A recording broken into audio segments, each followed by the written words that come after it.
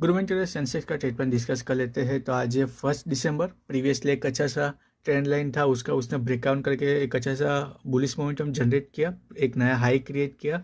उसके बाद थोड़ा सा उसने डीप रिट्रेसमेंट लिया, प्रीवियस स्विंग लो था वहीं से एक अच्छे से बाइंग आई, नया हाई क्रिएट किया, उस स्विंग को मैच करने में फेल हुआ, फिर वापस से थोड़ा सा पुल बैक आया, एक स्ट्रक्चर बना रहा है, यहाँ हमें ट्रेंड लाइन से उसको जॉइंट किया हुआ है। तो अगर इस जोन में कहीं मार्केट ओपन होता है तो हम यहाँ से बुलिश ब्रेकआउट या पुल बैक के लिए देखते हैं। मार्केट में अभी भी हमारे भी बुलिश है।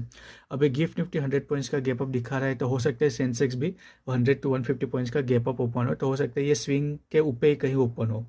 तो पॉसिबल है कि ओपन होते एक अच्छा सा बुलिश मोमेंटम दे दे, जैसे यहाँ से जहाँ ही ओपन हुआ और वही ऑलमोस्ट लो है, एक अच्छा सा बुलिश मोमेंटम उसने दिया। और अगर पुल बैक के लिए आता है तो अच्छा है, हमको एक अच्छा से लो रिस्क एंट्री मिलेंगी इस स्विंग या इस स्विंग के रिटेस्ट पे। तो यार ट्रेंड लाइन भी आ रही है, तो यहाँ हमारे पास क्लस्टर ऑफ सपोर्ट है, छोटा सा स्टॉप लॉस करके लॉन्ग कर सकते हैं। और फिर डिस्टेंस का टारगेट हम यहाँ एक्सपेक्ट कर सकते हैं।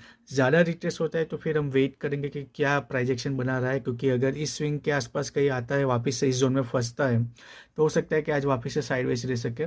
और इस प्रीवियस स्विंग लो के ब्रेकडाउन पे, ट्रेंड लाइन के ब्रेकडाउन के बाद ही हम यहाँ बेरिश व्यू बनेंगे, अदरवाइज हमारा यहाँ बुलिश व्यू रहेगा ब्रॉडली। तो प्राइस एक्शन हम आज यहाँ ट्रेड करेंगे।